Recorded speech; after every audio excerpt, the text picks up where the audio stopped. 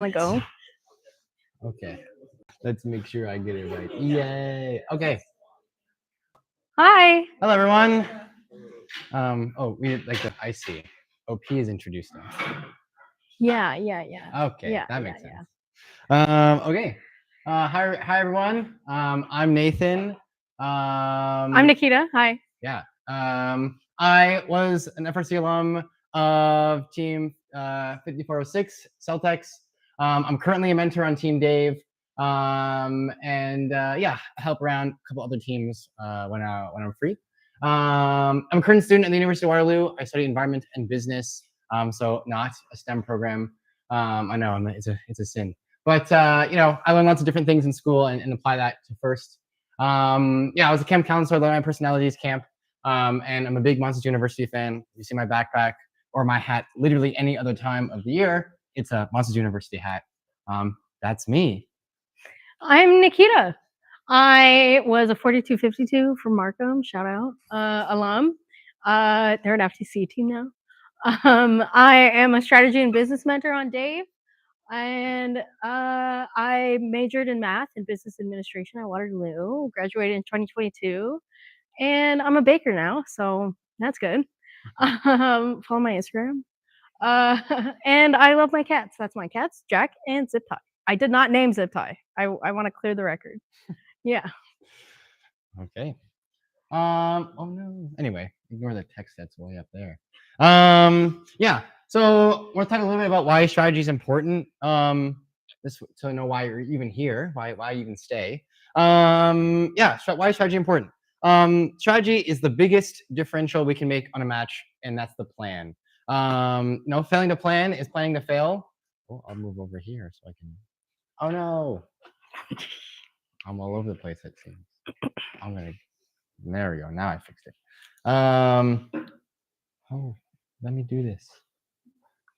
There we go. Now I can actually see what I'm talking about. But it zooms in on this one too. Why would it do that? You should zoom in on the actual document. That's what I wanted to do. Can you zoom out? Yes, I can. I wanted to zoom in on this one. I promise we know how to use laptops. Well, like I said, okay, that's perfect. Not in a STEM program, so don't blame me. Failing to plan is planning to fail. Time is the most important and valuable resource within FIRST in your competition season, in your building season, and especially in a match. And so when you're planning, you're trying to get the most out of your time. You can earn lots of points, you can do lots of things in the competition, but you can't get more time on the field and in that performance. The making a plan, it's important to remember the purpose of optimizing performance and cohesion as an alliance. When making a plan with your alliance, you need to be responsible, remain unbiased, plan with your alliance, and be as unbiased as possible. Using data can help you separate a little bit of fact from emotion, and that's why it's really important to have some data to help back you up and really know what's what. But just having emotion can be really hard in a strat meeting. Sometimes a statistic can be misleading too.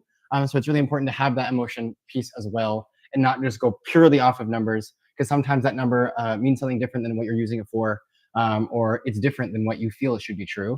And that's probably a red flag for the data you're finding. Another key part of a plan is to mitigate risk. Reducing the unknowns allow us to stay on plan and perform at our peak. And a key part of maybe the messages that other strat presentations talk about, a little bit talked about this morning on the first presentation with OP, is strat the plans aren't always to reduce risk or to eliminate risk. It's always to reduce it for you, and sometimes it's about maximizing risk because maybe it's a match you're supposed to lose, or it's not looking likely for you, and so that element of risk is what gives you a chance in that match. So it's not for every team, maybe for OP. Risk is bad for them, but for pretty much everyone else, even just against them, risk is a really good tool to shake up the match, and you want different things to happen than what's expected if you're expected to lose. Boop, boop. Yeah.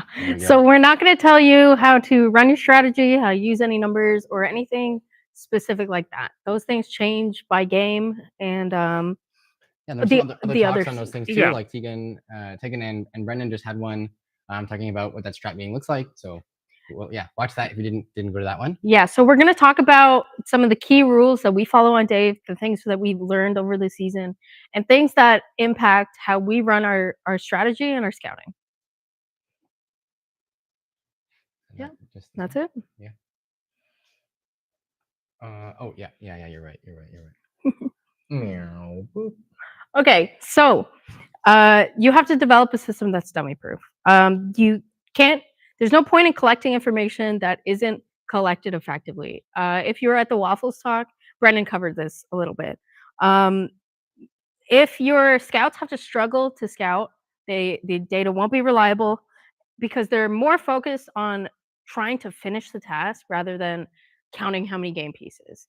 But on the other hand, you don't want to collect information that you won't actually use. There are lots of times where there's things in the match that you could collect, but you don't really use it at the end of the day. Um, so things like the timestamp of when they died or how long they died for or something like that. It can help with trying to help the other teams, but honestly, knowing whether it's 15 or 13 seconds doesn't really matter. So on Dave, we have pretty complicated scouting data.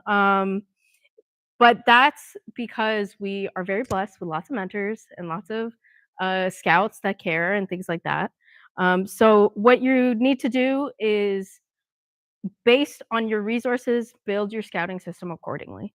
You have to remember your audience. So there's like 14-year-old scouting, and these grade nines are learning basic linear math at this point. So you have to make the app accessible to your students.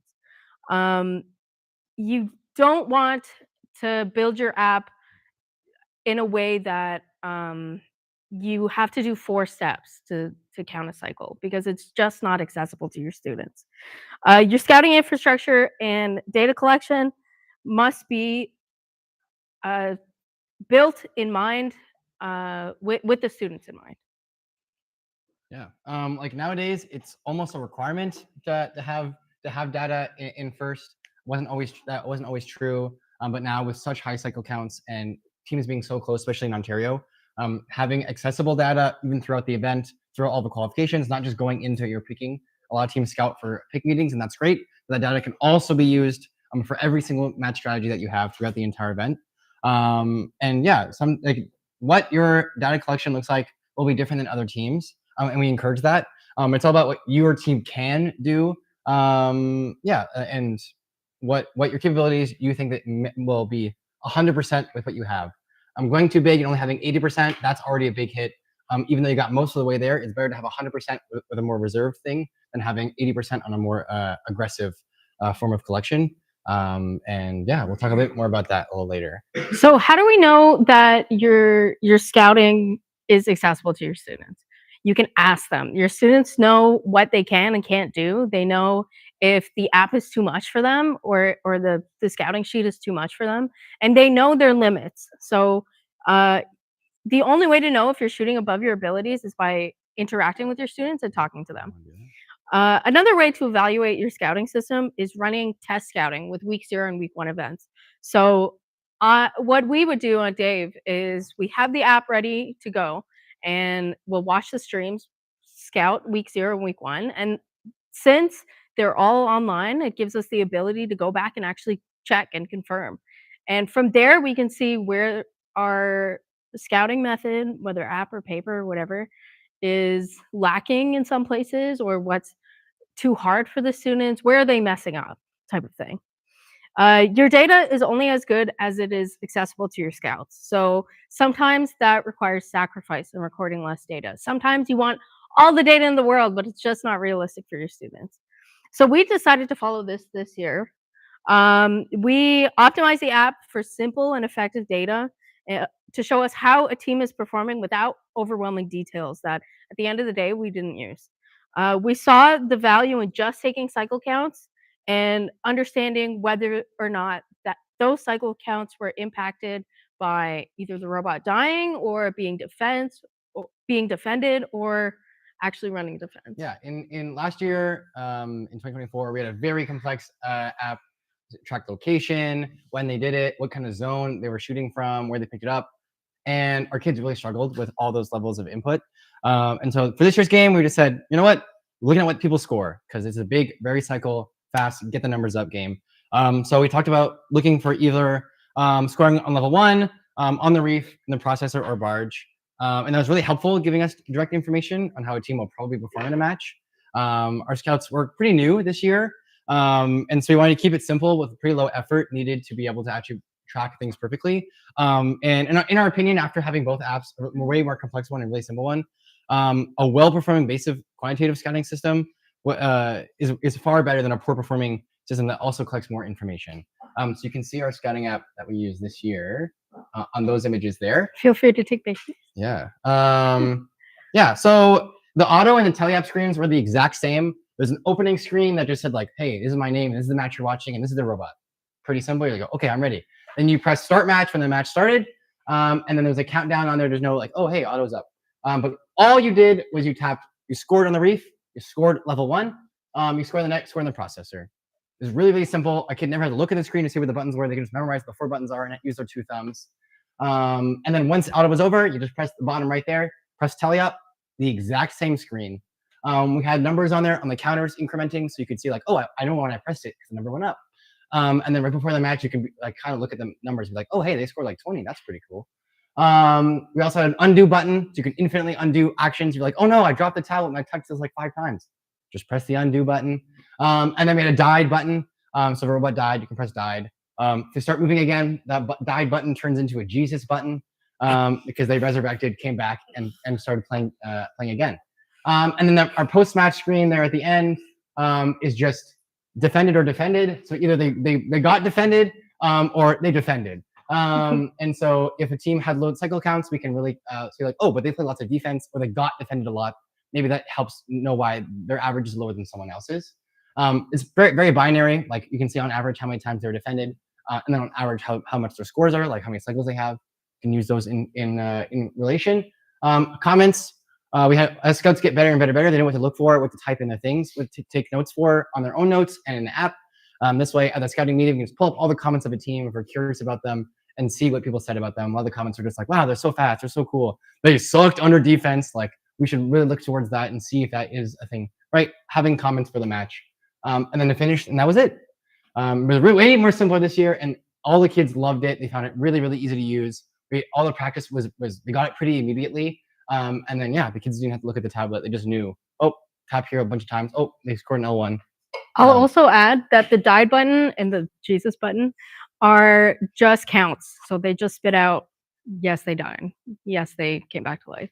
Yep. Because it honestly, I don't really care how long they died for. I mostly care if they died, and then that impacts their cycle counts, right? And then also at the finish button, it gives you a pop-up to confirm so that nobody can accidentally hit finish. Yeah. Made it really foolproof to make sure that no amount of like dropping the thing or like it being a teacher's first time meeting a scout because some kid going to the bathroom and the teacher was like, oh, I don't know what to do. They can just tap, they scored. And then it's really, really simple. Allows for even, those emergency situations where a parent or a student who's not on scouting needs to scout those matches. And really, really entrance friendly. And it gave us all the information we ever needed to play the game. To add. So next year, we tested this out at Mary Ward, but we're probably going to add a section where you can draw the robot while you're waiting because kids love it. The kids love sketching. And then we'll shout out Celtics. Sorry, we stole that from you. Yeah, we stole it from Celtics. We will. We haven't done it yet. So when you're waiting for the match to end, you can just like draw, make it fun, show up all the drawings at the end. To be fair, the mentor that came up with it was a Celtics alum. So it was stolen. It's all stolen. Great, and then that really helps make scouting a bit more engaging, a bit more fun. Question? I have a question about the app. Yeah. So I was gonna ask 2 questions. Do you guys calculate the cycle times of the robots? Nope. How did you find a solution to not be able to hotspot for the internet? So actually, we have a router that we can make only tethered. We get it's not an SD card. It saves locally on the device, and you just plug it right into the router. and then that router goes right to the computer's files, and then we upload those computer files onto Tableau, like periodically. Yeah. So it's every single game they upload to the local file, and then after that goes into the cloud or whatever. Yep, pretty. Yep. It depends on the event. Sometimes we did every match if it's like maybe DCMP, lots of time between matches, and we want the information. And sometimes it was like pretty much by request. We're just like, oh, we want some more updated matches. It's been a few, and we're really curious about this one team in particular. Then we would walk up to the stand and say, hey, can you next match? Can you upload them? And then be like, great. Kind of depends on what the event was like. But we try not to do it every match unless we needed it every match.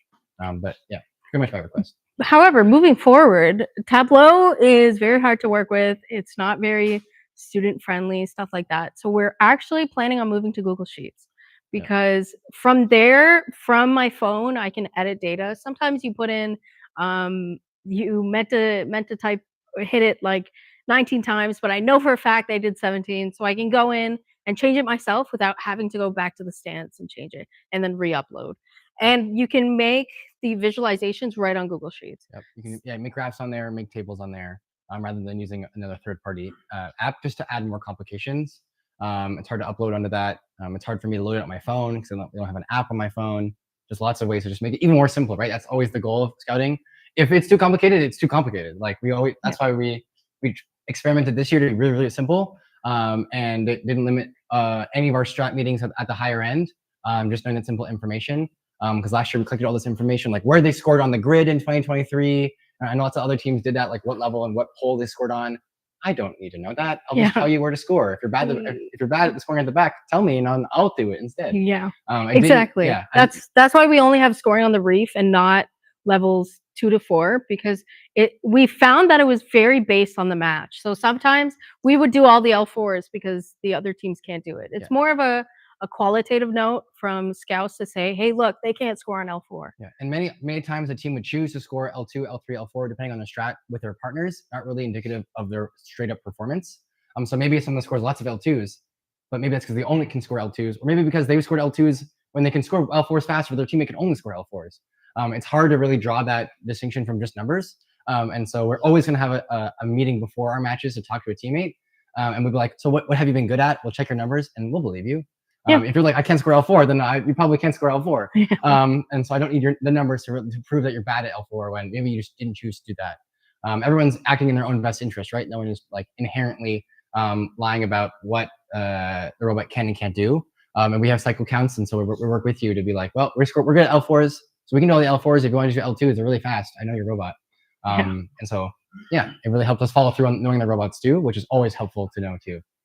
So never really gotten our way entire season, and we really recommend to really simple down. Even if you just use a piece of paper and tally in 4 boxes, also really helpful. Apps are hard to use. We have some mentors, like you worked in data visualization, and we have some students very dedicated towards it. But if you don't, that's okay too. Just make a Word doc and print it, and that worked out. Yeah, exactly. But yeah, onto the drawing thing. We try to make scouting fun. A big part of the Dave culture, especially at events and throughout the entire season, is to have a fun scouting experience. As a student on Celtex, scouting was more of a chore, and that culture was always a chore. And I've heard that from lots and lots of teams, that scouting is, you just do it to get it done. And I didn't like that on the team myself. I love scouting. I found it really cool. So it was really easy for me, but no one else shared my interest in scouting, which, fair enough.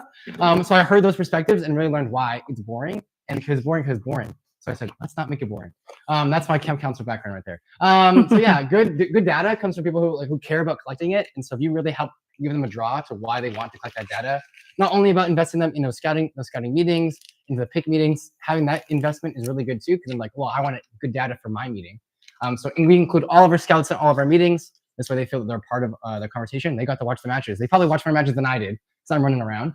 And so we encourage accuracy by incentivizing performance and building a fun scouting atmosphere. So we never talk about how scouting is a boring job. We never talk about, oh man, I have to go scout now. A lot of that language that the mentors use and returning students use really helps the grade 9s not being like, oh wait, this is a bad thing. I've heard people hate doing this. This way they already have a bad mindset going in. So you want to support them. Your support determines what's possible for your scouting infrastructure. Like we talked about a little bit already. So you're gonna find what's best fit for your resources. We have lots of mentor students, returning students, lots of the newer mentors on the team. I kind of help give them a job with helping me with all the scouting infrastructure. And so in 2024 was the first year I kicked off. I piloted a lot of the games that we did. And so we started by copying a little bit of the Sims model, and we had the Dave Dollars. And so we made physical money, and with mentors on the team as the centerpieces there. And so last year we used different mentors, and every year we're going to cycle out what mentors are on the bills. So yeah, none of our faces are on there except, I mean, Roger, your face is on there this time.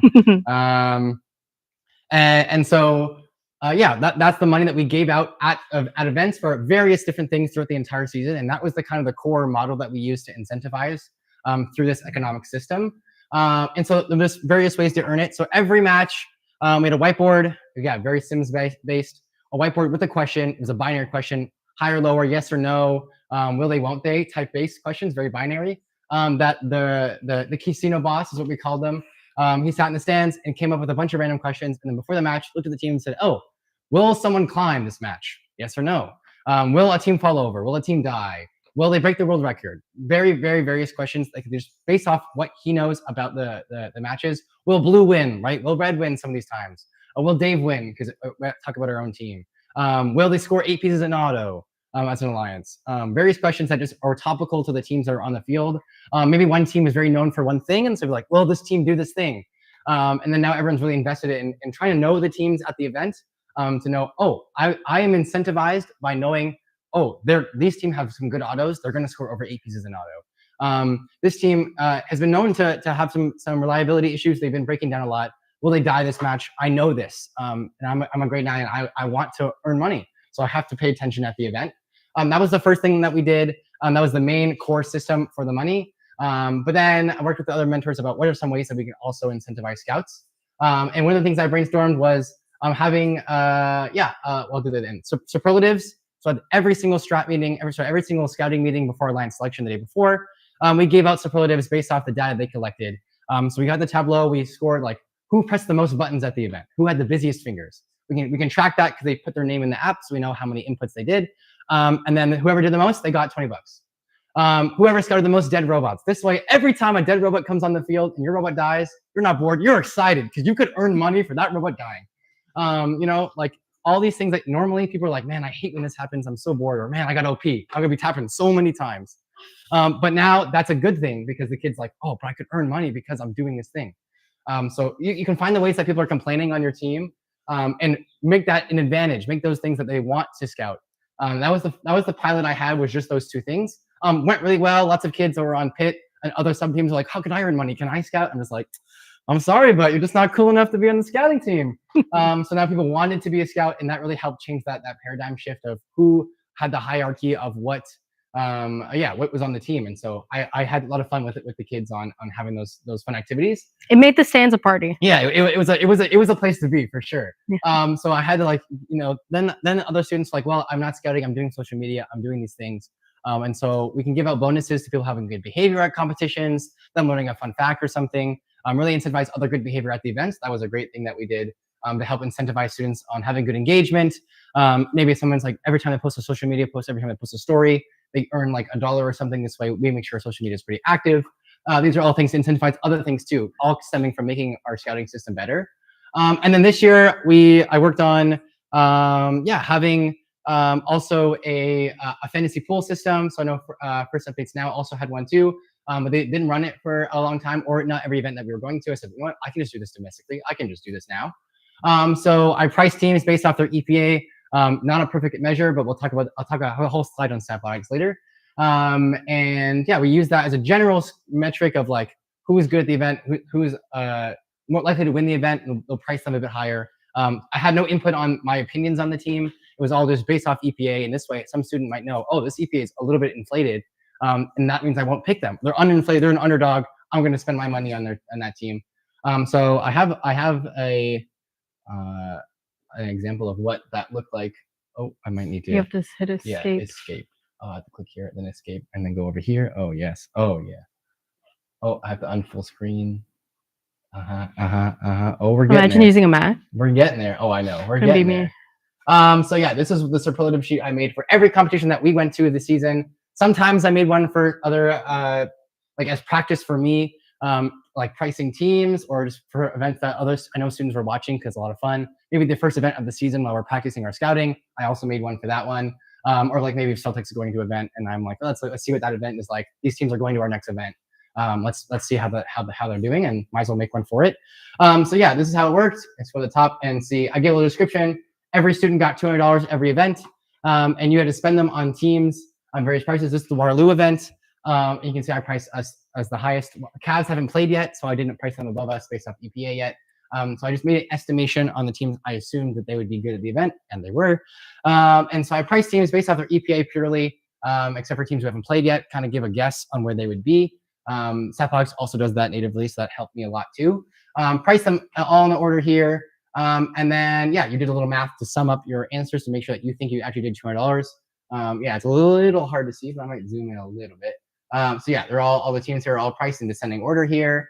And then the second section on the slide was a bunch of like other bonuses and things. Yeah, so who do you think will rank top 8 at the event? You pick them. Doesn't matter what the captains, just who will rank top 8 at the event. Gives you a little bit of a guess. That's a fun thing to do. An extra way. That's just an order of the numbers at the event. Will the highest losing score be over this interval here? That was a classic one I had. What will the maximum amount of algae in a net will be? We smashed the over on the 11 there. What will the maximum amount of L1s be scored by an alliance? Will the end game max points be over under 25?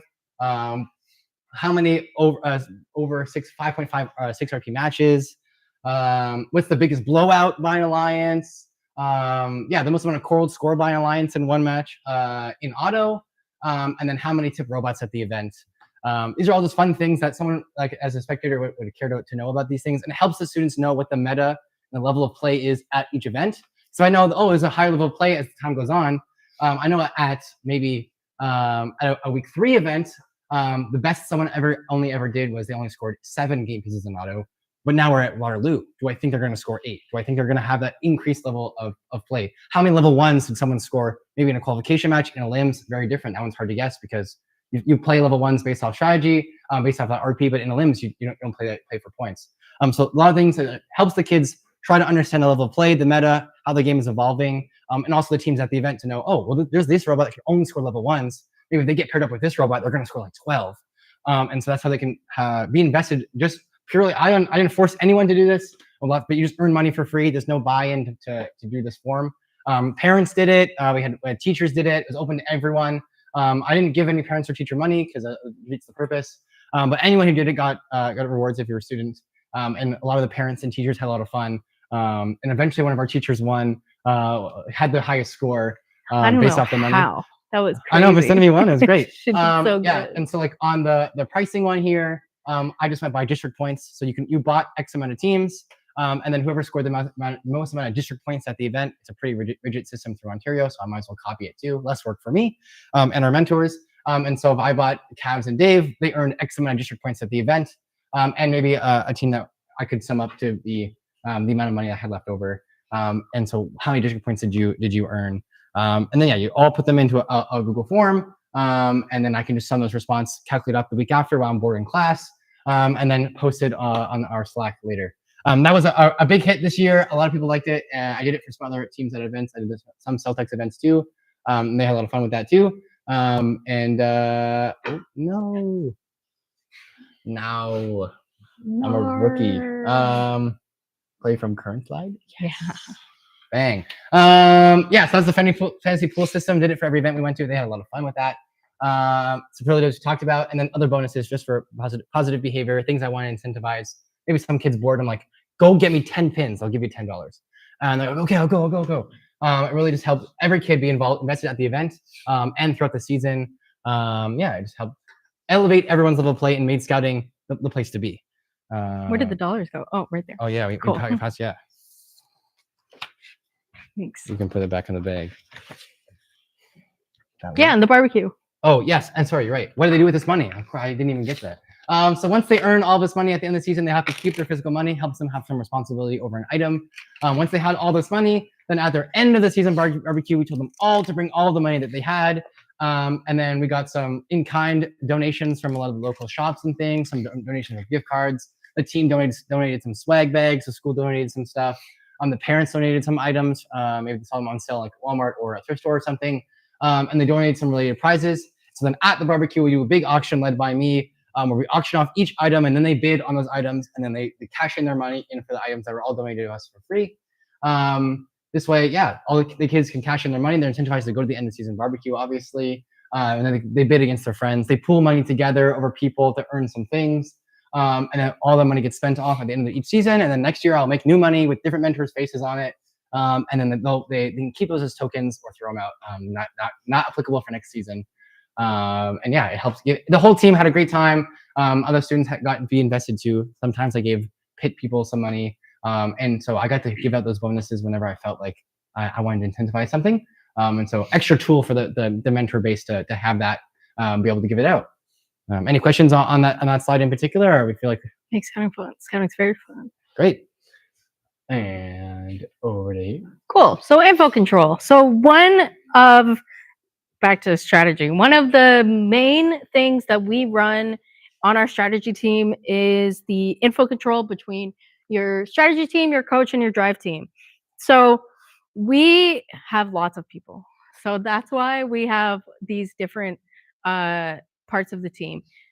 It is totally based on what you can run on your team. If your coach is your strategy team, it happens. Okay.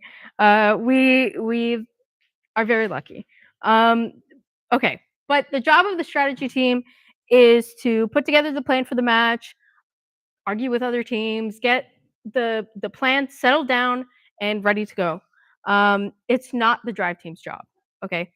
The numbers, the disagreements, and the intricacies of the strategy meeting stay with the strategy team. The only thing that is given to the coach is the plan for the match, with information concerning what our team is doing, what the other teams are doing, and what they can expect from the match. This allows for the coach to mentally prepare for how the match is going to go and what everybody will be doing in the match. The coach gives all of the information to the drive team because the person that knows the drive team the best is the coach. The coach is most easily able to communicate effectively with the drive team and tell them only what they need to know so that they're not overwhelmed by the details. Yeah, the coach has the most time with the drive team, so they have the strongest relationship with our drivers, and so they know what that feedback looks like for them. They can have that rapport, and so it comes from someone that they trust and someone that they know wants to work with them, rather than me coming in and being like, "Damn, you sucked at this thing." I wouldn't say it like that, but they could take it that way. And so having that supportive, safe person to go to, and having that be their only person from feedback, and they don't listen to anyone else. Because I don't want you to hear what a parent said. I don't want you to hear what other teams are saying or other students on the team who don't know what the productive way to say that to you is, or what's actually true. Maybe some kid is like, "Oh, you suck at this pickup." I was like, "Actually, that was very good because the robot had this restriction," or any of that missing information. So it's really important that we can have that feedback after each match to improve them, but the coach gets to have manage of their team, and they get to have that relationship building and rapport. Now, that being said, our driver this year was amazing. He was the GOAT. He used to be a strategy student. He was the student doing match strategy. So we occasionally let him in on strategy meetings. This is only because we knew he could understand the different perspectives that come in a strategy meeting and that he needs to focus on his match, right? We did not let our driver into strategy meetings that we knew were going to be tough, that we knew were high pressure, because we didn't want the driver to hear what the other teams were saying or the other team's concerns, or even our concerns. Yeah, I don't want the driver to know that it's going to be a close match, because then they're nervous, right? They just think, "Oh, it's going to be a breeze like every other match." Great, going in thinking that, and then like, "Oh wait, it was close." They don't even know it. They played their best. Yeah, I think it was also helpful for us to have our driver in those strat meetings sometimes, because I knew that our driver with the strategy background was already thinking the same things we were thinking. And so not having us talk to him about it would actually make him feel more anxious, because I know he's already thinking the things that I don't want to tell him. And so not having more conversations about it to de-nervify a bit of him was actually would have been harmful. So yeah, very case by case based off your driver, but we've never in previous had the driver in any of the meetings. But this year we still only had him in a few of them. Yeah, like the coach will share information with the drive team, and it reduces any confusion. Maybe sometimes the strat meetings, we don't even know what we're doing yet. And so it took us a really long time to even figure out what the plan is. I don't want the driver to like only hear half of it or like forget what the final plan was and hear the wrong plan, and enact on only parts of the plan. So if we just like iron it out with the strat team all together, we figured out what it is all together, all 3 teams, then we go, okay, here's what we're telling our drivers. Go and tell our drivers exactly what they need to know. So they don't know more things. They're not thinking about things they don't need to think about. Keeps them less nervous. Yeah, the drive team doesn't need to know any of the numbers too. We don't let our driver have access to our scouting information. Sometimes our coach does. It's good for him to know a little bit about where we're doing and how we can improve with our coach. But it's really important that the driver doesn't really know what we're doing. Again, a little bit of a break this year. He knew a little bit more, and that was helpful for him. Again, case by case basis. But yeah, especially Statistics. I mean, it's really hard to focus because everyone has access to that one. But we really try to have the driver not be able to see that, especially the win probabilities. That was the one that was the biggest change, to have someone be. Our driver was not very nervous, which was good, especially for someone who's more nervous. Them knowing it's a close match is not helping them. It's only going to make them be more nervous and try and make mistakes. So if our drivers always try giving their 100%, I don't need them to give 95% by accident because they're nervous. Yeah, the drive team executes. That's their job. Their job is not to worry about what everyone else is doing, what the strat of the meeting is, to know what the rankings are at the event. That's not their job. Their job is to be able to perform a robot how we designed for it to be performed, and yeah, elevate the level of play a robot can do. So the proper flow of information between these groups can determine how your match goes, and how your coach and your driver feel throughout the day. And yes, robots is all about robots, but also a lot of that is the human interaction with those robots. So a lot of what we do is managing the humans around the robots, and emotions play a big part in FRC. And then we get the next slide. So, pre-match meetings. Before every match, we have a meeting with the other teams on our alliance to decide what we're going to do in the match. And sometimes we talk to the other alliance, ask them if they're going to co-op. First things first, got to keep your calm. So strategy meetings do get intense. There's lots of arguments, but you can't lose your head. You can't forget that this is for fun and nothing will get done if we're all upset and like spitting at each other. Fundamentally, a good match strategy maximizes the combined capabilities of the alliance. So that means everyone is performing near their peak, not at their peak. Your combined capabilities might be lower than your individual capabilities put together, but the goal is to optimize the alliance, not just optimize one team. This means that we all have to cooperate.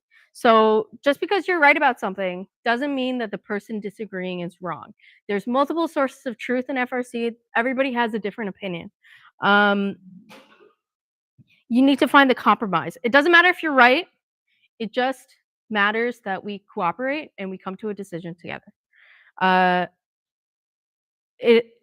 The people will only abide by the plan if they're happy with it.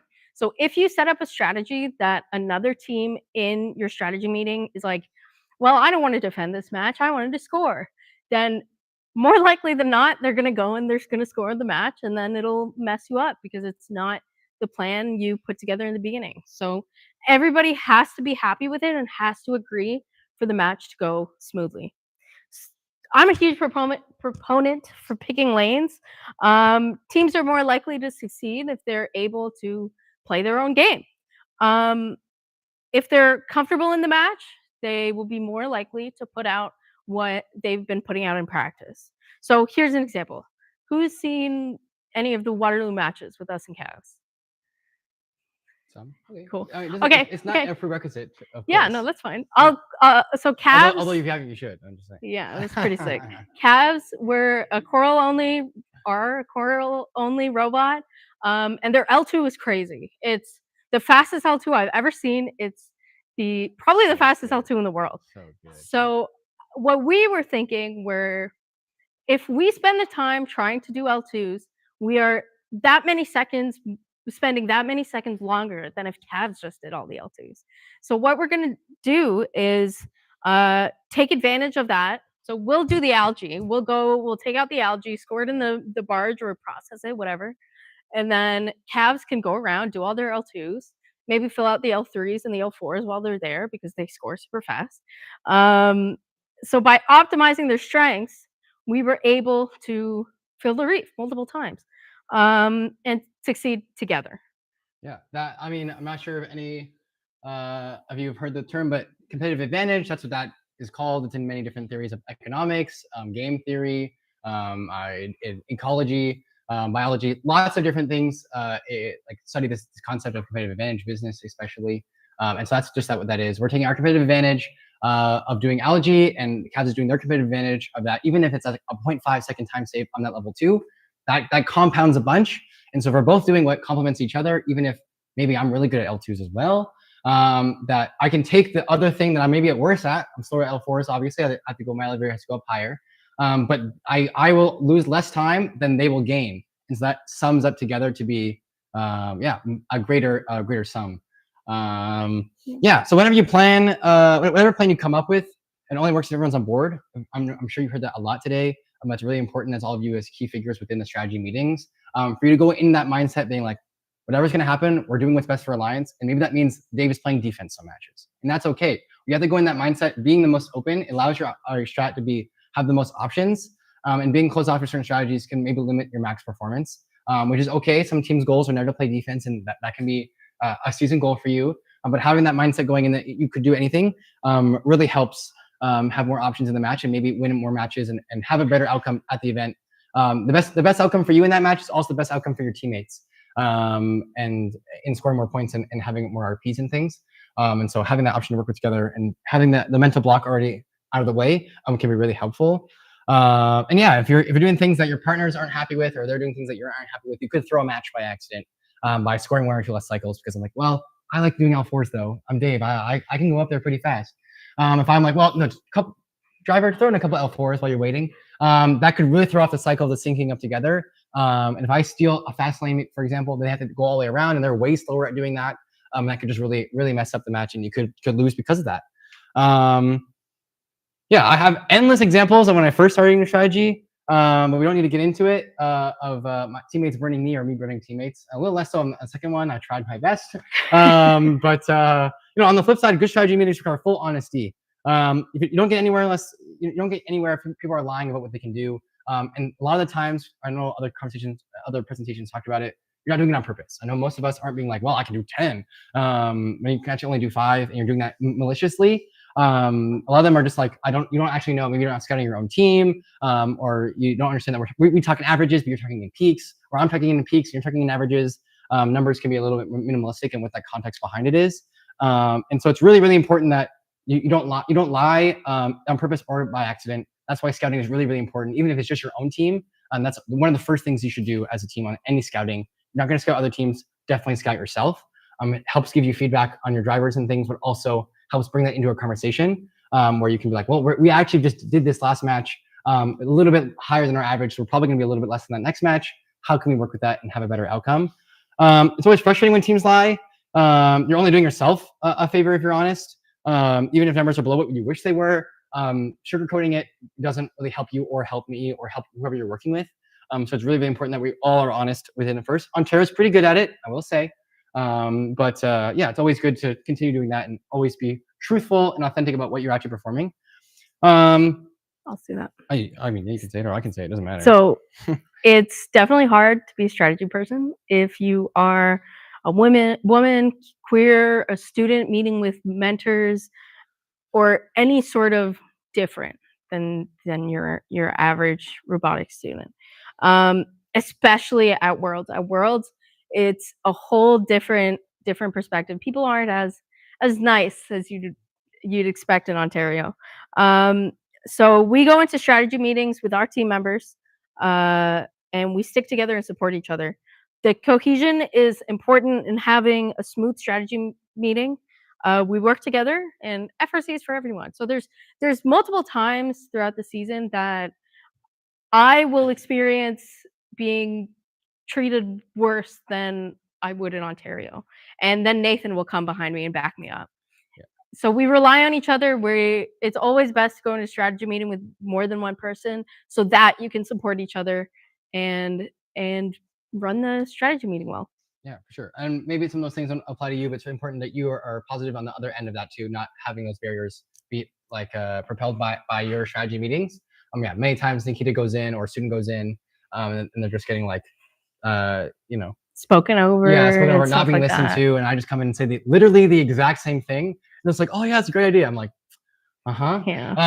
Yeah, it happens a lot. I'm pretty privileged in who I am and how I present, and so it's really easy for me to play that role. But it's unfortunate that I do.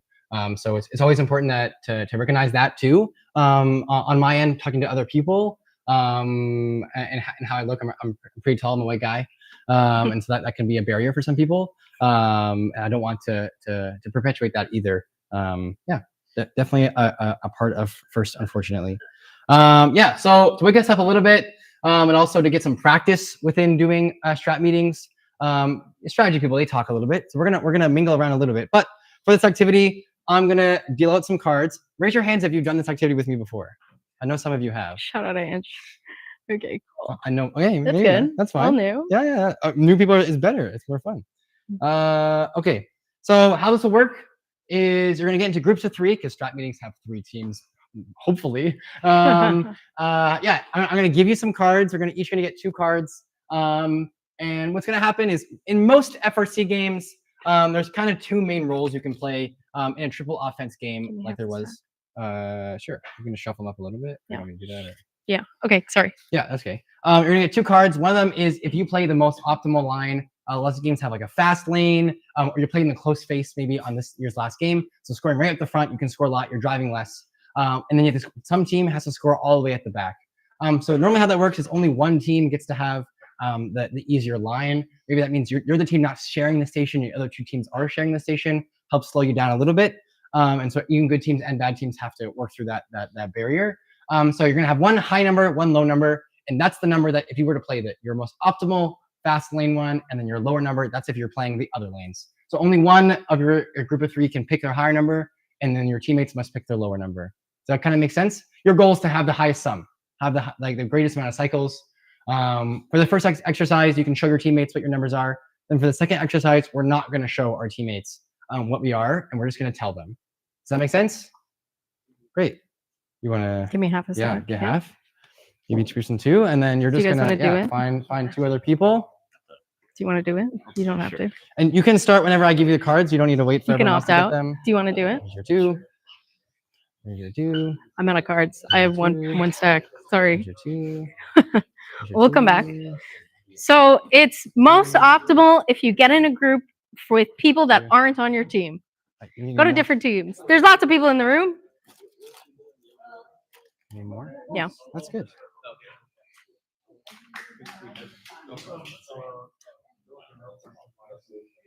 Here, I'll give you those 2. I think they're all. Oh, there's face cards in here.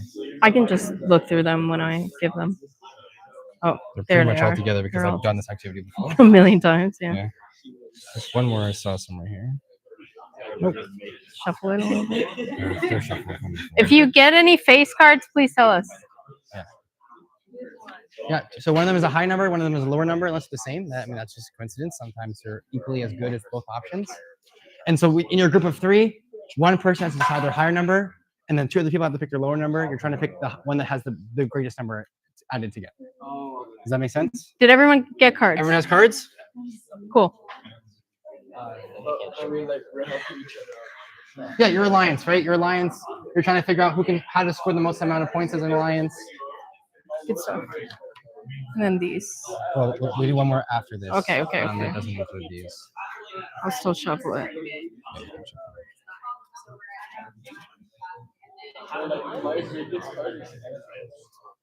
My cards are like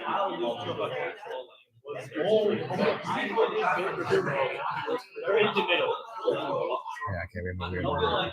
They figured it out. The form Yeah, was good. that's okay. They did like 3 and then 3 and then 3. Yeah, and 3. and then just shooting shit. That's fine.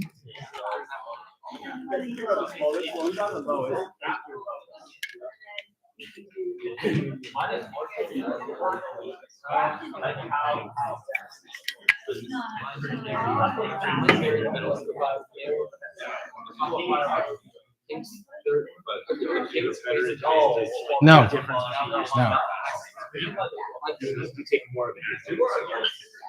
Okay, have we all gotten our sum? We talked about our teammates, showed them our numbers maybe, and talked about what the highest sum is.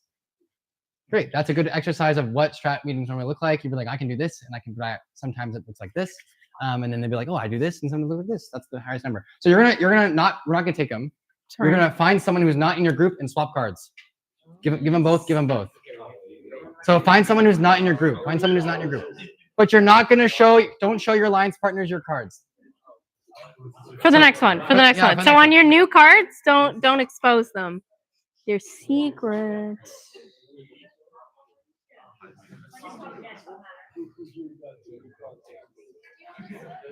And then now we do this because like after yeah. It's just like a practice for them. Yeah.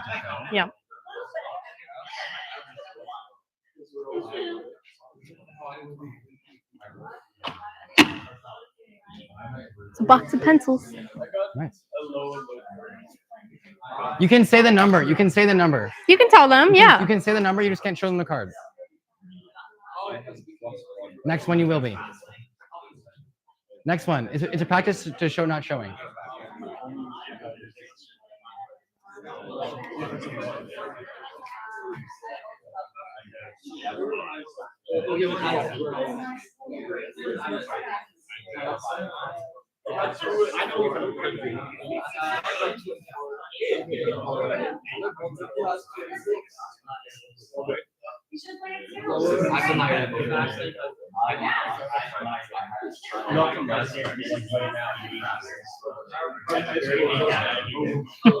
Okay. Doing great for time. Yeah, we're great. An hour left, and there's not that much left here. The review and fine tune, and then the stuff I added. Yeah.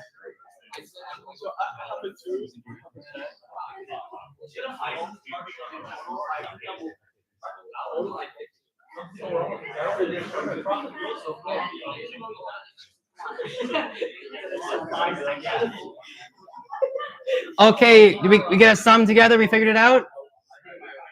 Yeah, we're all good?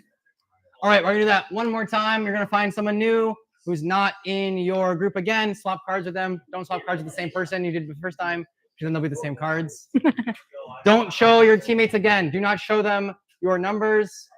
They're a secret. And once you get them, don't talk yet, because I'm gonna give you one more card. One more card. Everyone has new cards? Okay, I'm gonna come around. Nathan and I are both gonna come around and give you a face card. I'll explain what these mean in a second. So just wait till everyone gets a card, then I'll explain. Just in case. Don't show anyone. Pick whichever one you want. There you go. What? Here you go. I have no idea what to give away. I didn't look. I'll re-explain it. Okay. Did you guys get face cards? No. There you go. There you go. I give you one. Got a third one? You guys got it? Cool. One. This is a one. Okay, so we all should have 3 cards, and our teammates do not know our cards. Really important. Okay, so what's going to happen? This is going to help display a little bit about what lying could do on our sum. Because we want a higher sum, but not always do we know our information. Kind of proof that's how that works. So what's going to happen is, if you have a jack, I handed you a jack. You're going to minus 2 cycles to play defense in the fast lane. So only -1 if you're playing with your lower number. But you're not going to tell your partners what face card you have. You're just going to say the number. Like, let's say I had an 8. Let's say I have an 8 and a 6, for example. That means I actually have a 6 and a 5. I'm just going to say 6 and a 5 to my teammate. If I have a queen, I'm really good under defense maybe, and so I get 1 more for my lower number. So if I had an 8 and a 6, now I have an 8 and a 7. I'm just going to say that 8 and a 7. And if I have a king, -1 numbers to both of them. You're climbing really early, so no matter what you do, you're going to lose a cycle on both. So if I have 8 and a 6, that means I actually have a 7 and a 5. Make sense? We're just going to say those new numbers. Yeah. Don't get confused. Yeah. So let's say like if I had an 8 and a 6, for example, one higher, one lower number, I would -2 from a higher number if I had a jack. So I actually have a 6 now, and my lower number goes down -1. So that means I have a 5 now. So I would say 6 and 5. If I had a queen, I add 1 number to my lower number. So again, that 8 and a 6, I actually have an 8 and a 7. And if I have a king, -1 from both. you're just going to say the numbers after the modifier. Don't say like I have an 8, but now it's a 6. You're just going to say the number that it works out to be. And you're not going to show your cards. You're just going to say that number, and then you're going to add that sum up. And then once you did that, then you're going to remove the modifier, and you're going to see what you could have had if these modifiers didn't exist. Does that make sense? So we're comparing what you could have had in a clean match versus what you can have in when things change. Got it? All right, we can do that now. And it's also up to you guys to be truthful with what your numbers look like when you're actually in the match. Yeah. Anyway, we can do that. Yep. Do I have a different one? Same in either way. Yes, I was in the same boat where I have 2 twos. So I'm here to play. I got 2 twos now. Jeez. The next one is the line one. Oh, okay. Next one you just like lie. Yeah. There's no like modification. This just like shows like matches have more context than just. Yeah. They're gonna trade cards again. Yeah. So there's I'm just shuffling. Okay.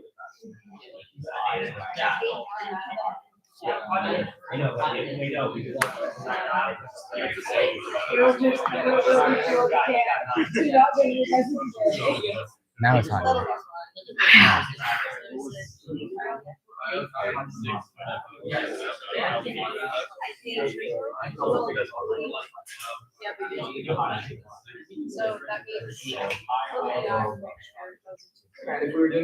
You had 2 the same number, right? Yeah.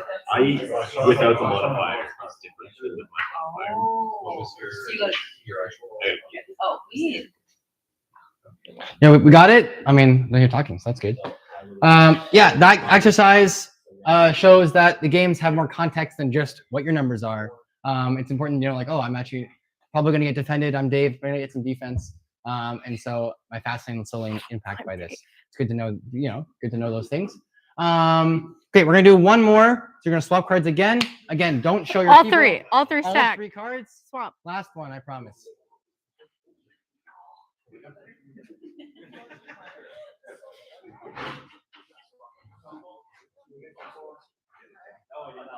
Yeah, as long as you have new cards, doesn't matter what you swapped with.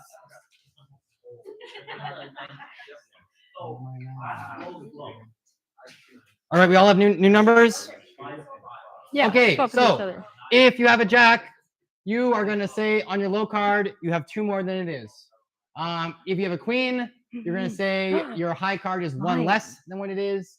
And if you're king, I'll tell you when you can start talking, but you're late to the meeting. So if you have a king, don't say what you're going to do yet. Don't show your cards. You can't talk. And I'll count down 10 seconds for the meeting, okay? All right, 2 of you start talking. One of them wait anticipating.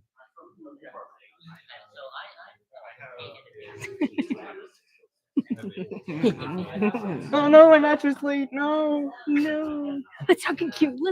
Yeah, talking Q. This is Q. Go on the field. I don't know what I'm doing. Oh God. Okay, if you have a king, you can talk with your team. Keep it quick.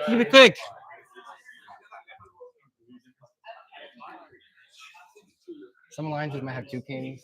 That would be funny. This is one guy. Yeah, I guess I'll do this match. Yeah. I like playing a high number. Yeah? Question? Thank you. Oh, okay. I didn't come up with it. Nathan did. Yep. Shout out everybody watching the video. Yeah.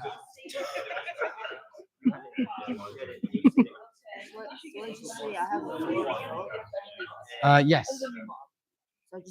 Yep. You have a 4 and a 4. Hi, Mom. It doesn't matter what you do. Both of them are the same.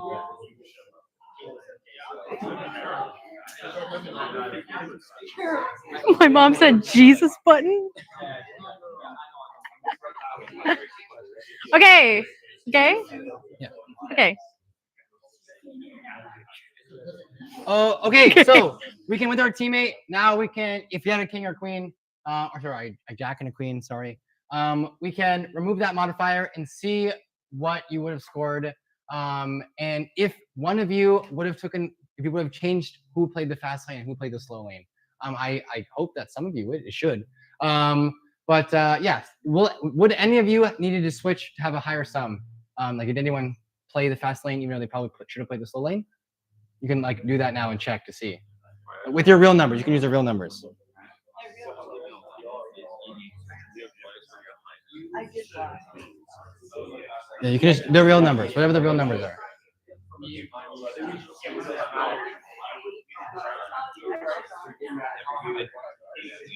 Jesus, man, yeah, it's real.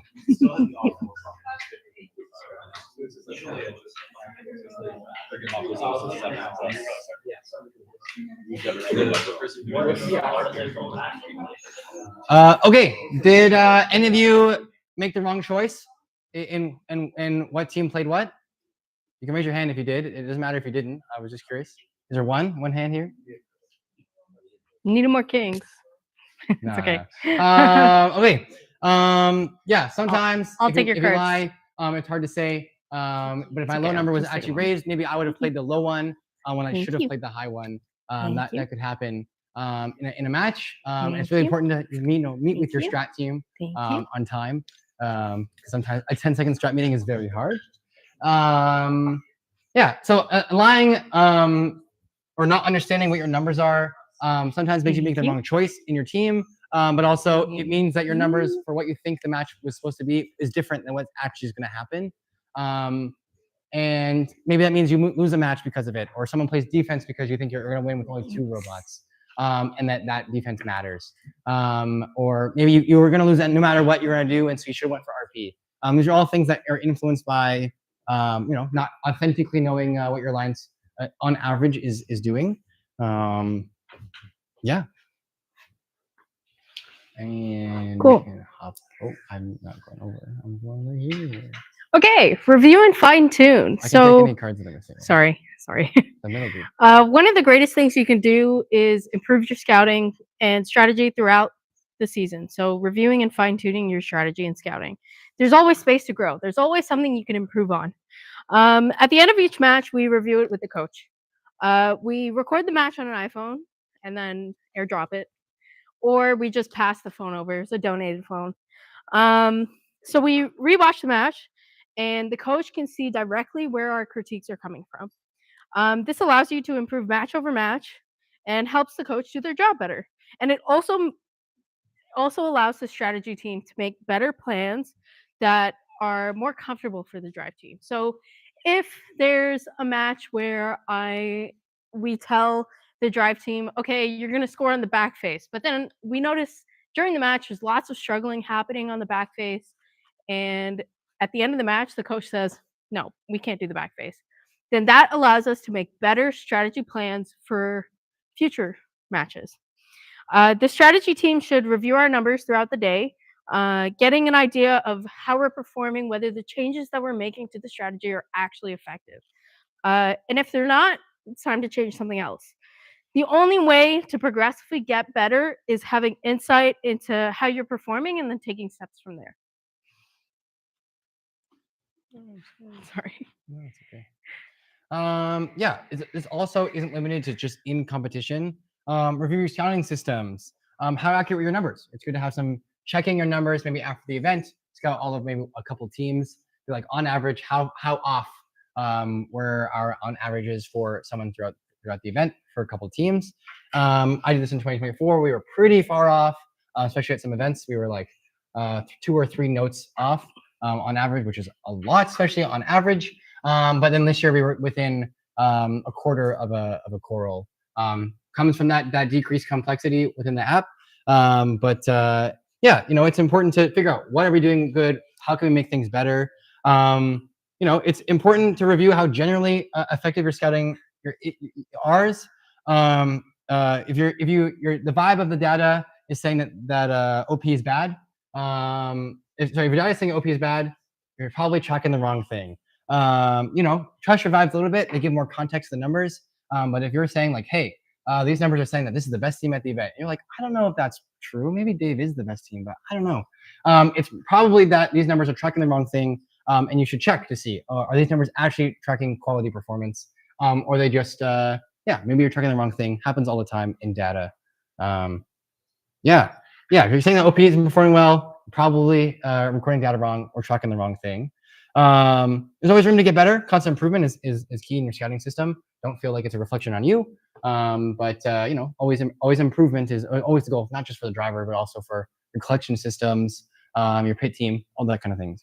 And I will admit, one thing that the students struggled with in the scouting app, if you can believe it, is going from auto to teleop, switching pages.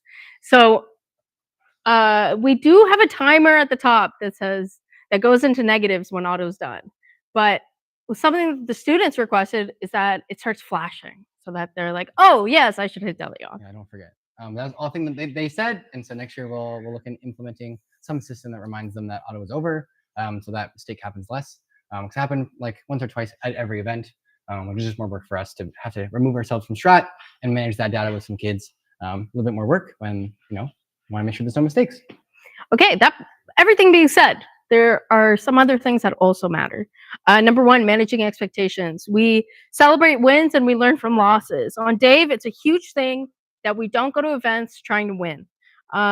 We want to perform our best, have fun, and help other teams.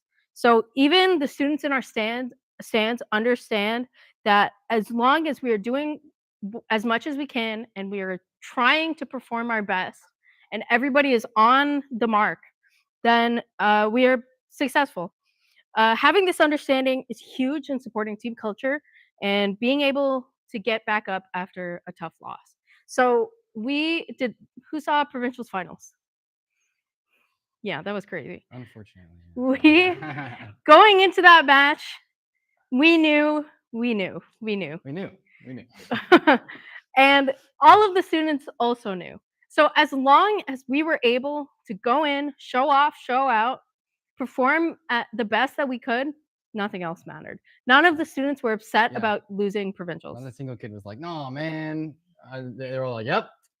Got it. Even our driver. Our driver was like, "Did you see how many cycles it did?" Yeah. It was great. Good, yeah. Yeah. Sorry, I was watching the other side. Sorry. I don't even know what we did. Okay, the vibe of your drive team is also very important. So it actually surprised me a lot how important this is.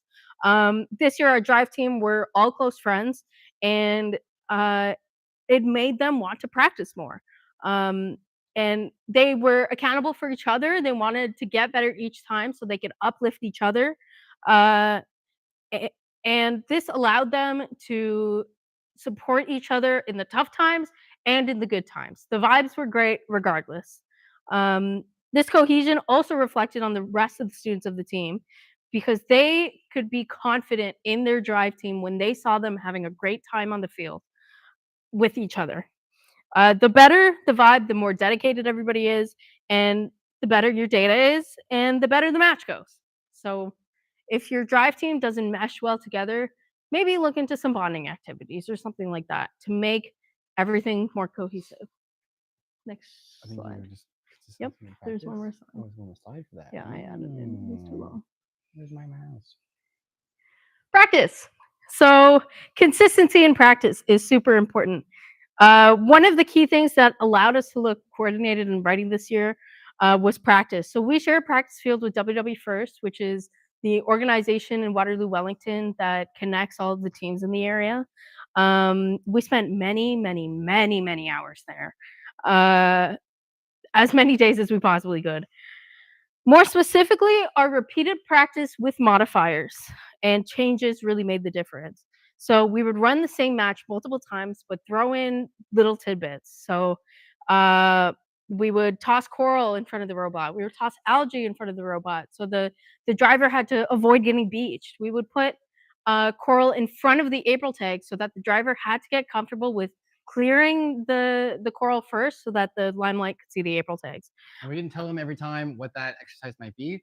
This way, if our driver's like, why isn't it automatically lining up? They can be like, oh, it's probably because there's something in the way.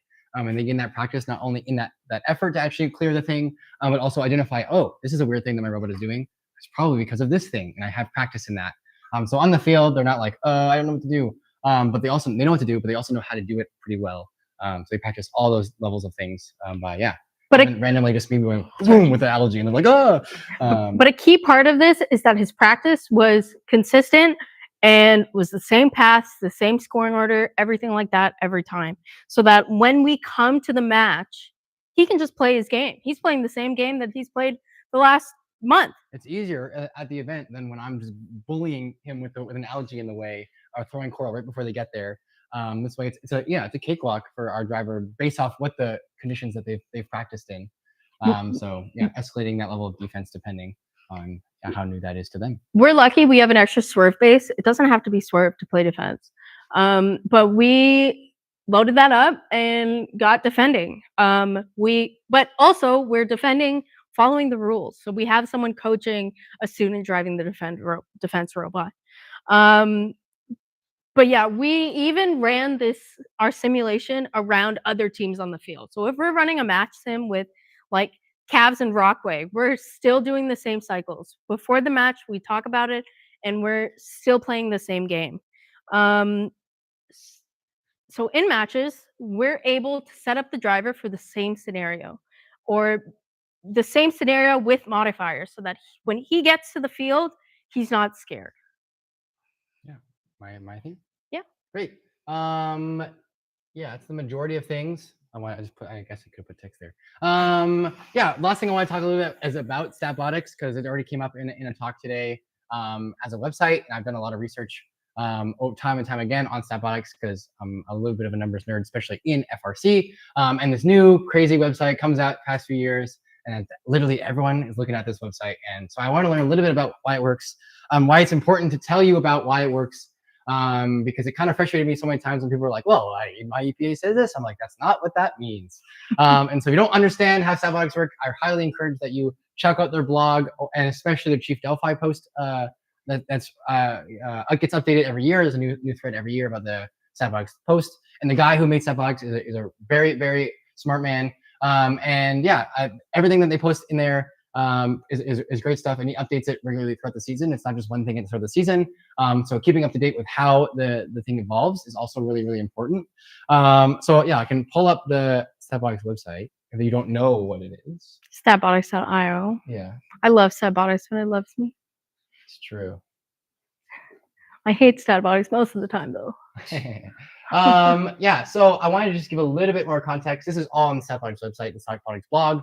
I encourage you to give it a little read. The math is not that hard to understand. You don't have to do the math. Obviously, it does it for you. Just kind of understanding what the numbers mean. This way, when you go to the event and you're like, oh, I'm using this EPA number, you understand why it's a flawed number and why it's a good number for some things. EPA is not a substitution for scouting. You may have heard that before, but really, why isn't it a good substitution for scouting? Because there's no actual data collection from individual teams' performance. It's just someone's best guess. But use a bunch of math. There's been lots of ways previously. I know Karthik invented using OPR, which is just use a linear matrix to figure out the solution to 3 exponents with a bunch of different answers. That's the points at the end of each match. Pretty good with lots of data, but events sometimes only have up to 12 qualification matches, not really in-depth numbers. And so when EPA came out, it's a much more accurate number to help with match predictions. It's really good at match predictions. It's like 80. Depends on the game and the event, ranging anywhere between like 65 and 95% accurate. But that 65 number is really low, especially early in the season. So yeah, don't go in with especially that number for the driver. Might add extra stress because it says it's going to be a close match when really it isn't. Might not know about you yet. So yeah, I'll give a little bit of background about why it works, and then a little bit of support from the actual website itself, so I'm not that wrong on it. I can scroll up to here. Kind of just how EPA works is it's entirely an ELO-based system. So I'm not sure if any of you guys know about chess ELO a little bit, but how it works is it predicts what your score is going to be at the start of the match. So it sums up the EPA of each 3 teams. It goes, probably going to score this. How the only data that Statbotics can pull from the FMS, and that's the field management system that Blue Alliance works off of, all the like rankings work off of, is points from the match. And then component scored in that match. So it knows how many coral were scored in the entire match, how many coral was scored in auto, what robot climbed. It knows climb information, and it knows the algae information at the end of each match. That's when the scorekeeper actually scores it, and so that gets put up. But it doesn't know what team scored it because the scorekeepers don't count what robot scores what. That's why you scout.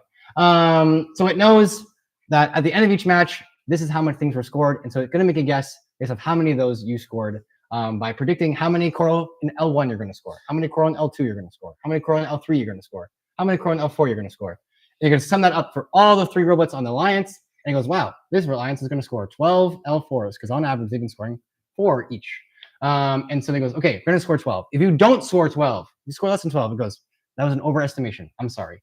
I'm going to decrease your L4 component. It does that for all the components, and then it multiplies that by how many points they're worth.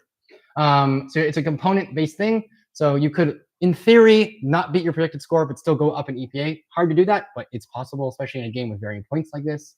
And kind of how the EPA predicts the score margin is all ELO-based. So that's like the ununit, no unit, what is it called? No The no unit, unit based ELO, which is just EPA. There's just a conversion. So the best team in the world at the end of the season normally has about 2,000. If you have 2,000 EPA, then you are proofs in 2018. Yeah, pretty much the only way to do that. Yeah, so kind of how it works is as the season goes on, there's more events going on. This K modifier value, you can see in this formula here, it's kind of how it's your change in EPA goes up or down. And so it goes, well, I know what the red scored, I know what the blue scored, and so I can figure out what that difference is, minus what you're supposed to score and what I think you're going to score.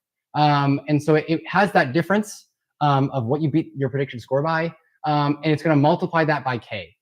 K is just a modifier that it comes up with at the start of the season, and that changes based off how many matches you've played. That's why your EPA doesn't increase or decrease as fast later in the season, because it dynamically changes. Previous versions of Robotics, it only ever had 72 over 200.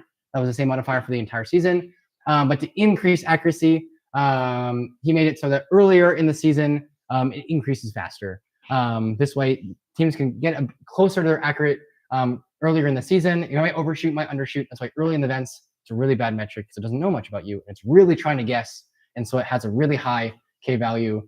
And then now that it's closer to the end, it kind of helps slow it down. That's why your figures graph looks like it slows down near the end. Yeah, ELO-based things are really good when you have more and more matches, obviously. So if a team has more events than you do or more matches played than you do, their EPA is going to be a bit more accurate.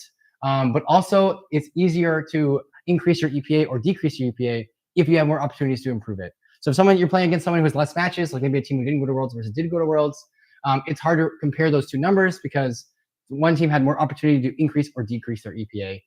That's why it's not a perfect measure, because you have to be able to have the exact same amount of matches, even playing against different teams. Maybe some team plays defense.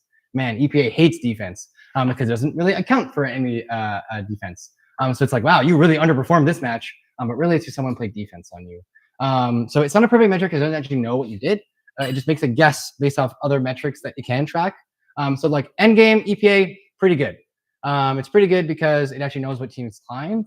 But also, that's why you could maybe see an EPA being over 12. Some people were like, why is there someone's EPA 12.1? You can't score more than 12 points in endgame. And that's because that means 0.1% of the time or 0.1 points of the time at this event, someone else has climbed more with you than they climbed without you. Not really overly a reflection of your performance. Sometimes it is. Maybe sometimes I make my teammates more likely to climb. That's maybe you can draw that conclusion with a higher number like that.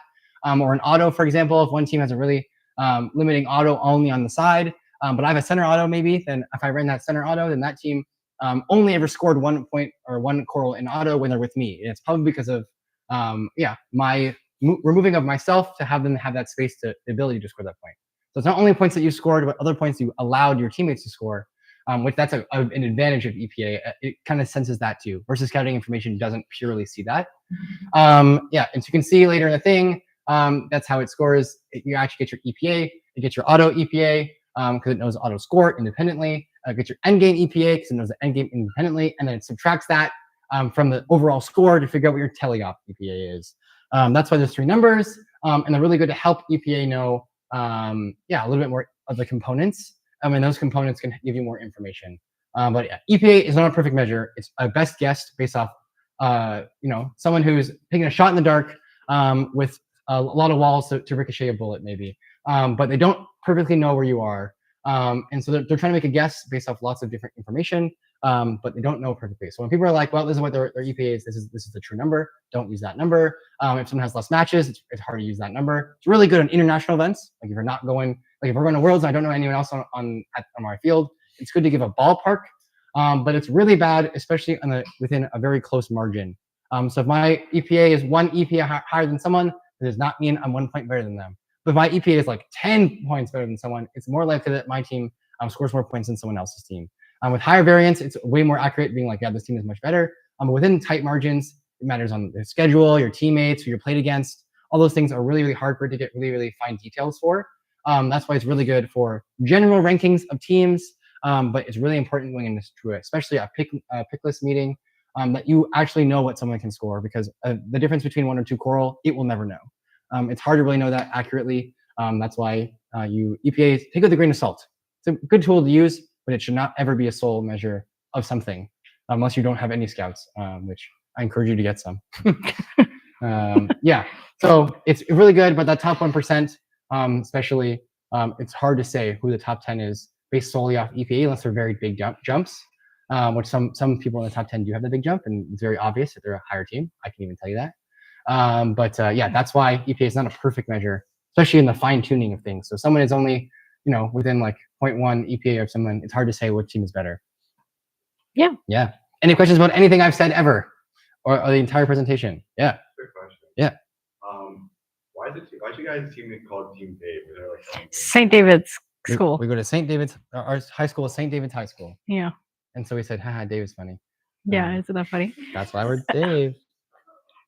It's Yeah. what, OP is OP. 15, 16 years ago? Yeah. We didn't pick it. Yeah. I think it was a placeholder name at the start, and they just kept it. Yeah, The they're like, first time whatever. was like, Dave, it's St. David's, and then Team Dave. Yeah. That's why we're Dave. Yeah. Well, Celtics is, Celtics. Pretty similar. Same thing. Mostly OP, Orchard Park. This is Orchard Park. They're actually just overpowered. Yeah, it's true. Yeah. Double meaning on that one. Okay. Any question here? Yeah. So how do you guys check if the data is accurate from the scouters? Yeah, so often after the event is over, I will personally scout all of our matches at least to see just how accurately we did. That helps me give me like my own EPA, for example. I can actually tell you how many points I scored at the event on average, and like an APA, actual points attributed. Yeah, so I would scout all of our matches, or maybe some other teams' matches, like me personally, and I would maybe double check my matches too, because I can trust my own numbers, and I can like really go back and make sure I counted each match. And so if I'm like, oh, I don't actually know, I can rewind, because students can't rewind in real life, but I can do that on the video. And so I would watch all the matches of a couple teams and then check their averages. Like, oh, okay, on Dave, they were on average 0.25 off. On someone else, they were 0.5 off. Like, oh, you watch Dave a bit more accurately because it's their own team. That makes sense. I can see these other teams a little bit off, but 0.5 of a coral, not that big of a deal. But once it gets into that 1, 2 range, that's pretty big. And you can probably look at why that data is that wrong. So we'll run these sanity checks during the competition as well. I mean, when OP's on the field, I'm counting how many cycles OP is doing. Yeah. So then I go into the app and I see, okay, you're off by 1 or a half or something like that. And then that gives us the idea moving forward in our strategy meetings that our data is plus or minus 0.5. So that we don't have to go back and actually watch all the matches. Who has time for that? Don't do that. Yeah. The other tools, yeah, like maybe Robotics is saying like, oh, this team is twice as good as you think it is. Like, okay, that's a pretty big change. Yeah. It can do component. It can tell you how many cycles on average it thinks that you're going to do. Or like, yeah, you can do an OPR on Blue Alliance. You can say on your component OPR for cycles. You can check to see that they're kind of similar. They're very different. Then yeah, again, maybe one of them is very wrong.